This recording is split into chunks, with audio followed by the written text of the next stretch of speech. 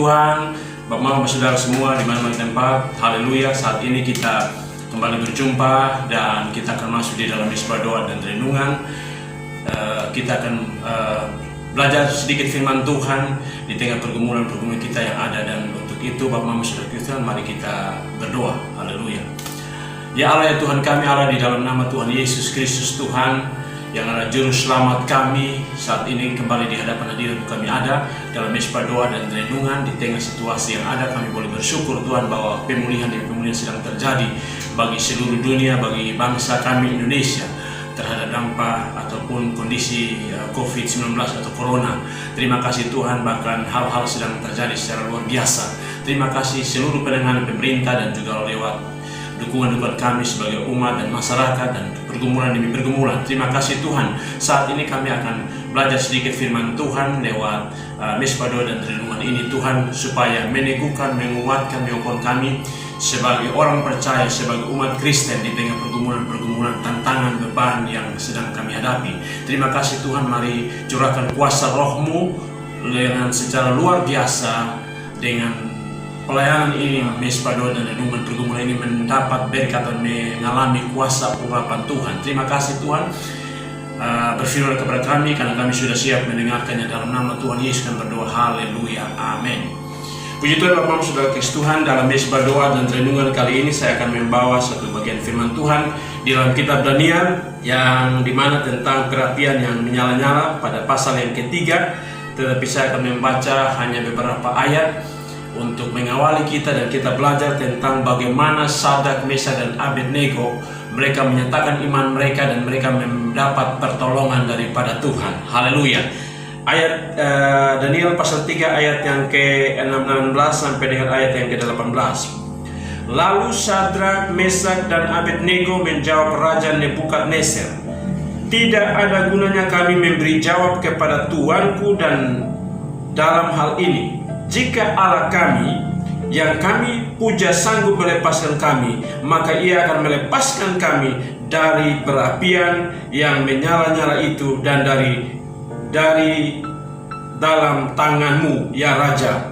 Tetapi seandainya tidak, hendaklah tuanku mengetahui, ya Raja, bahwa kami tidak akan memuja dewa tuanku dan tidak akan menyembah patung emas yang tuanku dirikan itu." Haleluya. Bapak saudara kasih Tuhan, ini satu pernyataan sikap iman dari Sadrak, Mesak, Abednego di saat mereka diperhadapkan dengan satu tuntutan, satu ajakan, satu rayuan, satu penegasan sikap daripada raja, yang dimana mereka diadukan oleh karena orang-orang ini atau orang-orang muda ini, Sadrak, Mesak, dan Abednego, tidak akan menyembah patung yang dibuat oleh Nebukadnezar pada waktu itu untuk didewakan, dialahkan, dituhankan. Mereka tetap berpegang pada prinsip iman mereka bahwa hanya Allah lah sumber pertolongan, hanya Allah lah sumber berkat. Bapak saudara dikasih Tuhan, ini yang kemudian di sini, bahwa di sini saya memberikan satu tema, percaya dan mengakui Tuhan sekalipun nyawa taruhannya. Bapak saudara kasih Tuhan, ini di sini tentu berbicara tentang bagaimana mereka mempertaruhkan nyawa. Ini dari bagian bacaan firman Tuhan ini kita dapati kisah di mana tentang Sadrak, Mesak, dan Abednego. Mereka menyatakan akan integritas mereka di tengah kesulitan yang ada. Sehingga tadi yang saya memberikan satu tema tadi, bahwa tetap percaya dan mengaku Tuhan sekalipun nyawa taruhannya. Mereka mempertaruhkan nyawa di sini. Oleh karena mereka dihadapkan suatu pilihan. Pilih Tuhan yang disembah olehmu sebagai Tuhan pencipta langit dan bumi, yang kemudian kita percaya di dalam nama Tuhan Yesus, atau menyembah patung dewa yang dibuat oleh Nebukadnezar. Ini satu pilihan iman. Apakah mereka pilih itu atau tetap berkomitmen pada Allah mereka? Karena tentu di sini pertaruhan adalah nyawa. Kalau tidak mereka melakukan ini ataupun memilih Allah mereka, Tuhan yang mereka sembah yaitu Allah sang pencipta langit dan bumi yang kita percaya dalam nama Yesus, maka kemudian mereka harus dihukum di dalam api yang bernyala-nyala. Yang kemudian ini juga tentu mereka diperhadapkan dengan satu pertaruhan, bahwa mereka berada dalam suasana saat itu adalah di Babel, mereka adalah minoritas. Yang berikut bahwa mereka juga dipertemukan pada waktu itu adalah bahwa mereka juga sudah punya jabatan. Apakah karena jabatan itu, apakah karena minoritas, apakah karena kemudian mereka tergiur dengan berbagai macam hal-hal tawar itu, kemudian mereka tinggalkan Tuhan, ataupun mereka menyembah kepada ilah atau dewa-dewa itu. Tidak, di sini justru mereka berani menunjukkan integritas mereka. Bapak-bapak saudara kasih Tuhan, sesuai dengan kamus bahasa Indonesia, bahwa integritas berbicara tentang konsistensi dan keteguhan yang tak tergoyahkan dalam menjunjung tinggi nilai-nilai luhur dan keyakinan. Kemudian Bapak-bapak saudara kasih Tuhan, salah satu ahli mendefinisikan integritas sebagai 3 hal. Yang pertama adalah memenuhi komitmen, kejujuran, dan kemudian mengerjakan sesuatu dengan penuh konsisten plus keberanian.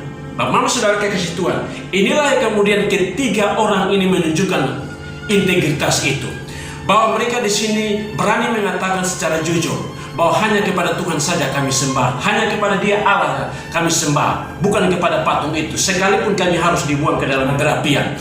Mereka punya pernyataan, sekiranya kalau Tuhan sanggup menolong kami, maka tentu kami pasti ditolong. Tapi kalau sekalipun Tuhan tidak menolong kami tidak akan menyembah patung itu. Ini satu perkataan yang jarang diketemukan Bapak-bapak saudara kasih. Ini komitmen iman yang mereka tunjukkan di sini. Satu keberanian, satu kejujuran, satu ini konsistensi di sini di dalam hal mereka komitmen tetap teguh, tidak tergoyahkan di tengah situasi apapun. Pertaruhan karena mereka minoritas, pertaruhan karena nyawa mereka, pertaruhan karena mereka juga ada punya jabatan-jabatan pada waktu itu. Ini hal yang kemudian sangat menarik Bapak-bapak saudara kasih Tuhan. Tetapi mereka mempertaruhkan, lebih memilih Tuhan, sekalipun mereka harus kehilangan nyawa, mereka harus kehilangan yang namanya jabatan, mereka harus disingkirkan pada waktu itu.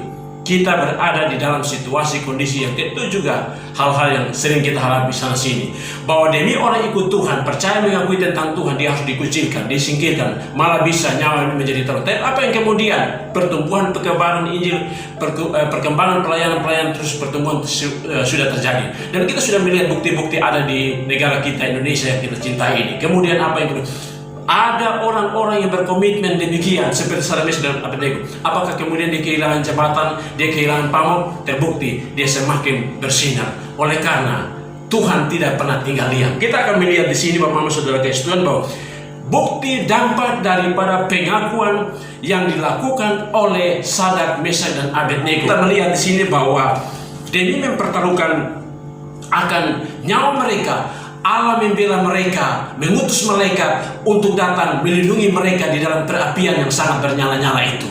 Bukti kalau kita melihat pada ayat yang ke-27 di sini bahwa dikatakan, dan para wakil raja, para penguasa, para bupati dan para menteri raja datang berkumpul. Mereka melihat bahwa tubuh orang-orang ini tidak mempan oleh api itu, bahwa rambut di kepala mereka tidak hangus, jubah mereka tidak berubah apa-apa, bahkan bau kebakaran pun tidak ada pada mereka. Haleluya.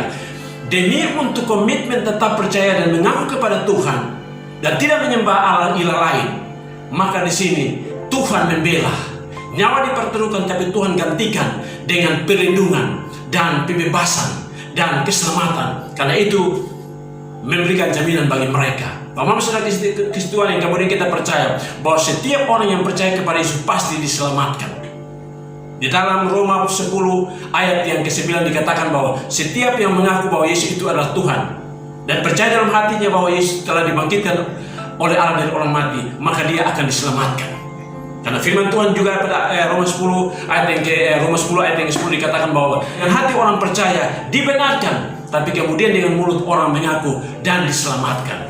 Haleluya. Bapak-bapak saudara kasih, disinilah butuh pergumulan, ketantangan, persoalan apapun yang kita ada, butuh suatu komitmen iman, butuh suatu pengakuan iman. Di dalam hati kita percaya, juga di dalam hal pengakuan kita, dialah Yesus sang juru selamat, dialah Tuhan yang adalah Allah atau Tuhan yang datang ke dalam dunia lewat Yesus Kristus.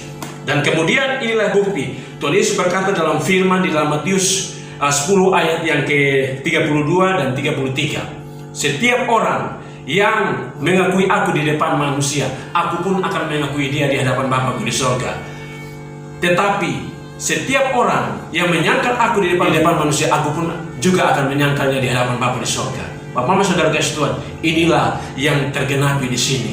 Yesus adalah wujud kehadiran Allah di dalam dunia, yang kemudian di dalam zamannya Babel atau Daniel, Sadamesa dan Abednego, disinilah mereka melihat eksistensi Allah. Allah tidak pernah menutup mata atas pernyataan sikap iman, komitmen orang-orang percaya. Yang kemudian di sini kemudian yang tadi pertaruhan nyawa, mereka mendapat ganti Allah perlindungan, keselamatan. Yang kemudian mereka pertaruhan tentang iman mereka kepada Allah, maka di sini Allah ganti dengan kemuliaan dan kemasyhuran Allah semakin diagungkan tinggi. Itu kita lihat bukti Daniel pasal 3 ayat yang ke-28 dan 29. Berkatalah Nebukadnezar, terpujilah Allahnya Sadrak, Mesak dan Abednego. Ia telah mengutus malaikatnya dan melepaskan hamba-hambanya yang telah menaruh percaya kepadanya dan melanggar titah raja, dan yang menyerahkan tubuh mereka karena mereka tidak mau memuja dan menyembah Allah manapun kecuali Allah mereka. Ayat 29. Sebab itu aku mengeluarkan perintah bahwa setiap orang dari bangsa, suku bangsa atau bahasa manapun ia yang mengucapkan penghinaan terhadap Allahnya Sadrak, Mesak dan Abednego akan dipenggal-penggal dan rumahnya akan dirobohkan menjadi timbunan puing, karena tidak ada Allah lain yang dapat melepaskan secara demikian itu. Haleluya. Inilah pernyataan Nebukadnezar. Yang ketiga, bahwa demi komitmen iman hanya Tuhan sebagai sumber keselamatan itu, mereka mempertaruhkan tentang minoritas. Mereka berada di Babel, mereka dalam pembuangan, mereka minoritas. Tetapi apa yang terjadi? Pertaruhan tentang minoritas itulah mereka di sini dalam komitmen iman Allah menggantikan dengan apa? Kemenangan jiwa-jiwa. Bukti pernyataan Nebukadnezar dan kemudian kisahnya bahwa apa?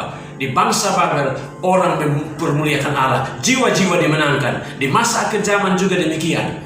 Tuhan Yesus yang tadi berkata dalam firman, kita mengaku Yesus, maka Tuhan Yesus juga akan mengaku di hadapan Bapa di sorga, karena Dia adalah Allah yang datang ke dalam dunia ini. Maka kemudian itu akan terjadi kegerakan kebangunan rohani. Dan kita lihat sekarang di sana sini pemberitaan dan kesaksian. Bapak Ibu Saudara Kristen, kalau tanpa penderitaan Yesus dan salibnya ataupun kebangkitannya, tidak mungkin kita ada di tengah-tengah pergumulan ataupun di tengah kehidupan iman yang berkemenangan dan hidup ataupun percaya dengan sungguh-sungguh keselamatan, jaminan keselamatan. Karena Dia mempertaruhkan nyawa, rela mati di atas kayu salib, dan Dia kemudian dibangkitkan. Itulah yang menyatakan bahwa Dialah Tuhan dan Juru Selamat. Dialah yang menjamin keselamatan kekal bagi setiap orang yang percaya. Dia mempertaruhkan nyawanya, tetapi keselamatan bagi seluruh dunia. Yang keempat, bahwa mereka mempertaruhkan tentang jabatan yang mereka miliki. Tidak tergiur dengan jabatan. Lebih baik memilih Tuhan daripada jabatan mereka. Biar sekalipun jabatan tergusur, mereka tetap cinta Tuhan. Dan ini terbukti kemudian. Apa yang kemudian Tuhan gantikan atas pertaruhan tentang jabatan di sini? Ayat yang ke-30. Lalu Raja memberikan kedudukan tinggi kepada Sadrak, Mesak dan Abednego di wilayah Babel. Ini mempertaruhkan jabatan, tetapi tetap mempertahankan iman kepada Tuhan satu-satunya pencipta langit dan bumi yang kita percaya dalam nama Yesus. Mereka mengalami jabatan-jabatan yang semakin tinggi. Luar biasa di sini. Bahwa kadang-kadang begini kita ragu. Saya mengaku Tuhan Yesus sebagai Juru Selamat. Jangan-jangan saya punya jabatan dicopot. Saya mengaku orang Kristen, kemudian jangan-jangan saya bisa saja saya dilengsekan. Karena kita berada dalam situasi yang sama seperti Daniel, Sadrak, Mesak dan Abednego. Di kalangan Babel minoritas dan juga yang lain-lain. Tapi kemudian di sini mereka mempertaruhkan Allah menggantikan dengan yang terbaik. Tadi nyawa, Allah gantikan dengan keselamatan, perlindungan. Yang kemudian masalah tentang komitmen iman kepada hanya Tuhan sang yang harus disembah, mereka gantikan dengan kemasyhuran kejayaan nama Tuhan yang semakin dipuji dan disanjung tinggi. Yang kemudian mereka mempertaruhkan minoritas, maka Tuhan menggantikan dengan kemenangan jiwa-jiwa. Ini juga yang sedang terjadi menuju kepada akhir zaman. Yang kemudian yang tadi yang keempat, bahwa mereka mempertaruhkan juga tentang jabatan, maka mereka lebih memilih iman kepada Tuhan, maka kemudian mereka digantikan dengan jabatan yang kemudian mencapai puncak tinggi. Demikian Bapak Ibu Saudara kasih Tuhan, dari renungan yang sederhana ini membawa kita untuk kita tetap berkomitmen pada Tuhan, berintegritas, yaitu tidak akan tergoyahkan, tetap konsisten, iman, setia, rela, apapun sampai nyawa dipertaruhkan, tetap teguh, tidak tergoyahkan, tetap bersandar pada Tuhan Yesus Kristus. Karena yang tadi saya katakan, Tuhan Yesus telah rela sengsara, menderita, mati di atas kayu salib, dan kemudian dia bangkit. Inilah kuasa kemenangan bagi saya dan saudara. Sekalipun nyawa dipertaruhkan, tetapi ingat bahwa Tuhan tidak pernah menutup mata. Justru Tuhan sebaliknya memberikan keselamatan. Di balik daripada penderitaan, pernyataan iman ataupun yang dilakukan oleh Sadrak dan Abednego, Tuhan memberikan berkat anugerah yang berganda-ganda. Begitu pula bagi saya dan saudara. Bukti pengakuan iman kita, Tuhan Yesus juga tidak akan malu menyebut kita di hadapan Bapa di sorga. Karena itu yang tadi saya katakan, dia adalah merupakan wujud kehadiran Allah ke dalam dunia ini, yaitu lewat Yesus Kristus. Bapak Ibu Saudara kasih Tuhan, mari kita ada di hadapan Tuhan, kita berdoa. Ya Tuhan, ya Allah kami, Allah yang kami sembah, di dalam nama Tuhan Yesus kami bersyukur atas firman Tuhan yang sangat luar biasa. Tuhan, terima kasih, ini pembelajaran bagi kami semua. Di tengah situasi, di tengah pergumulan yang kami melayani berbagai macam hal, mengalami berbagai macam tekanan, mengalami berbagai macam pergumulan hidup, entah pribadi, entah rumah tangga, entah kehidupan berbangsa, negeri, dan semua kondisi yang ada. Tetapi kami percaya bahwa Tuhan tidak pernah menutup mata. Tuhan tetap senantiasa menyatakan kuasa dan kemuliaan-Mu. Bahwa bukti Tuhan Yesus rela mati bagi kami di atas kayu salib. Bukti di sana bahwa itulah kasih Tuhan yang sangat terindah bagi dunia.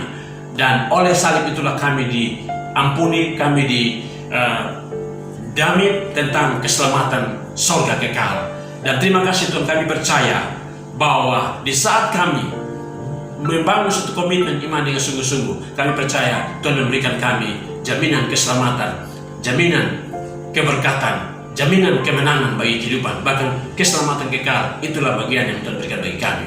Terima kasih Bapa di sorga, kiranya firman Tuhan ini menjadi berkat bagi semua kami di tengah pergumulan-pergumulan yang kami hadapi. Terima kasih Tuhan, berkati bangsa negeri kami dalam segala pergumulan-pergumulan yang ada, dari pemerintah pusat sampai pemerintah daerah. Bahkan juga Tuhan berkati setiap kehidupan sosial yang sedang menjadi pergumulan-pergumulan pribadi, rumah tangga, apapun itu. Bahkan sakit penyakit termasuk dampak wabah virus corona ini. Tuhan jamah setiap pribadi-pribadi yang saat ini masih terkena virus corona di mana-mana tempat. Ada kuasa nama Yesus di sana. Pengakuan iman kepada Yesus yang Juru Selamat. Ada campur tangan Tuhan, ada pemulihan, ada pembebasan dari sakit penyakit ini. Virus ini terangkat dari muka bumi, dari bangsa kami Indonesia, dan dari tubuh manusia sebagai bagian daripada berkat Tuhan. Dan terima kasih Tuhan Yesus. Dan berkati setiap pekabaran Injil di mana tempat, gereja Tuhan, persekutuan personal pelayanan, pekabaran Injil di mana tempat seluruh dunia, bangsa kami Indonesia dari Sabang sampai Merauke, lewat setiap pelayanan hamba Tuhan, gereja-gereja, para pendeta, para evangelis, gembala-gembala gereja. Tuhan berkati, semua menjadi berkat bagi pekerjaan pelayanan Tuhan. Terima kasih Tuhan, terima kasih. Begitu banyak yang menjadi pergumulan kami. Tuhan memberkati kami semua. Haleluya. Ini sembahan doa kami dalam nama Yesus kami berdoa. Haleluya. Amin. Bapak Ibu Saudara Tuhan, sampai di sini dulu pertemuan kita dalam Mesbah Doa dan Renungan. Kita akan berjumpa pada waktu berikut.